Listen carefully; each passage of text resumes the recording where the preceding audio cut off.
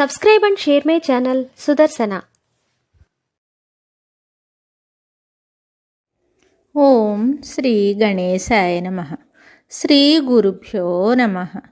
శ్రీ శ్రీ శ్రీ కంచికామకోటి పీఠాధిపతి చంద్రశేఖరేంద్ర సరస్వతి మహాస్వామి వారి గురించి నీలంరాజు వెంకటశేషయ్య గారికి ఇంకొందరు భక్తులకు కలిగిన అనుభూతులను తెలుసుకుందాం.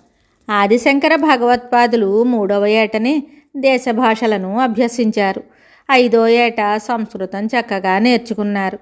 ఉపవీతులైన పిదప 8వ ఏడు ముగిసేలోగా వేదశాస్త్రాలను పూర్తి చేశారు. భగవత్పాదుల జీవిత చరిత్రలలో వ్రాయబడిన ఈ వాక్యాలను చదివినప్పుడు మానవ మాత్రులకి ఇది సాధ్యమా అని శంకించేవారు ఉండవచ్చు. కానీ శ్రీ శంకరులు అవతరించిన 2000 సంవత్సరాల తరువాత అదే సాంప్రదాయానికి చెంది అదే కామకోటి పీఠం అధిష్ఠించిన ఒక మహాపురుషుడు సాక్షాత్తు పుంభావ సరస్వతిగా మనకు ప్రత్యక్షమైనప్పుడు ఆదిశంకరులను గురించి ప్రాచీన పండితులు చెప్పిన మాటలు అతిశయోక్తులుగా పరిగణించవలసిన పని లేదు. అవతారమూర్తులను, కారణజన్ములను, అన్ని విద్యలు, అన్ని కళలు వాటంతట అవే వచ్చి ఆశ్రయిస్తాయి. అక్కడ గురు శుశ్రూష నామమాత్రమే.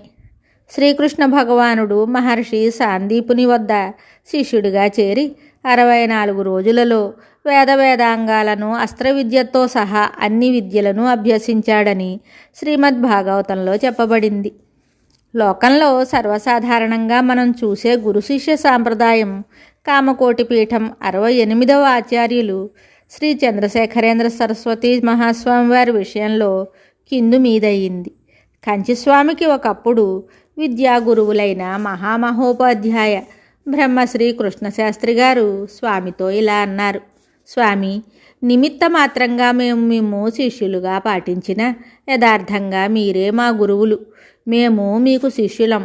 1907లో స్వామి పీఠాధిపత్యం వహించిన తరువాత కావేరీ నది ఉత్తర తీరాన మహేంద్ర మంగళంలో ప్రత్యేకంగా ఒక పర్ణశాల నిర్మించుకుని 1911 మొదలు 1914 వరకు 4 సంవత్సరాలు తదేక దీక్షతో విద్యాభ్యాసం చేశారు.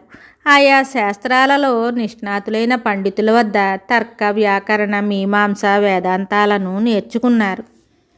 బాల్యంలో ఆంగ్ల పాఠశాలలో చదివిన ఇంగ్లీష్తో పాటు ఫ్రెంచ్ కూడా అభ్యాసం చేశారు. మరాఠీ చదివారు. తమిళ వ్యాకరణం, తేవారం, తిరువాచికం, పెరియ పురాణం, తిరుక్కురళ్ మొదలైన గ్రంథాలు చదివారు. తమిళ భాషలోని కావ్య ప్రబంధాలను కడముట్టా చూశారు. గానకళకు సంబంధించిన శాస్త్రాంశాలను తెలుసుకున్నారు.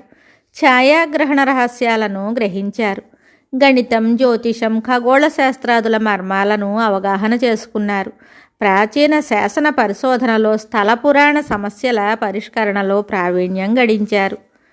చరిత్రకు సంబంధించిన శాసన పరిశోధనలో మాకేవైనా సందేహాలు కలిగినప్పుడు కామకోటి స్వామివారి సహాయంతో మేము మా సందేహ నివారణ చేసుకుంటాము అని ఆర్కియాలజికల్ డిపార్ట్మెంటు ఉన్నతాధికారి శ్రీ టిఎన్ రామచంద్రన్ ఒక సభలో చెప్పగా శేషయ్య గారు విన్నారు.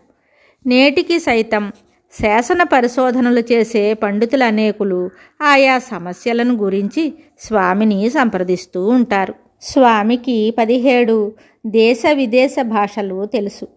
ఇన్ని విద్యలలో, ఇన్ని కళలలో, ఇన్ని భాషలలో అపారమైన ఇంత విజ్ఞానాన్ని ఎలా సాధించగలిగారన్నది విద్యాధికులకు, భాషావేత్తలకు అంతుబట్టని విషయం.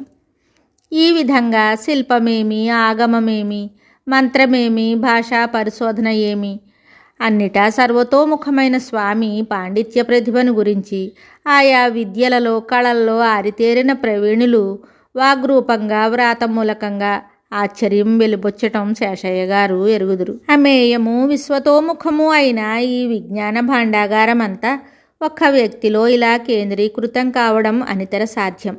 అలౌకికమైన వరప్రసాదమే తప్ప ఎంతటి వారికైనా కేవలం స్వయం కృషితో సాధ్యం కాది అసాధారణ సర్వంకష ప్రతిభ. శంభోర్మూర్తి చరతి భువనే శంకరాచార్య రూప.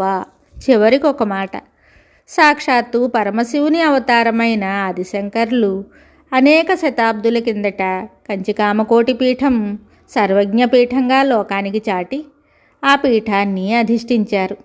మరలా ఈ శతాబ్దిలో అదే పరంపరకు చెందిన 68వ ఆచార్య పురుషుడు ఆదిశంకరుల అపరావతారంగా సమస్త విజ్ఞ ప్రపంచంచే ప్రస్తుతింపబడుతూ ఉన్న శ్రీ చంద్రశేఖరేంద్ర సరస్వతీ యతీంద్రులు సర్వజ్ఞపీఠమనే మాటను సార్థకం చేశారు.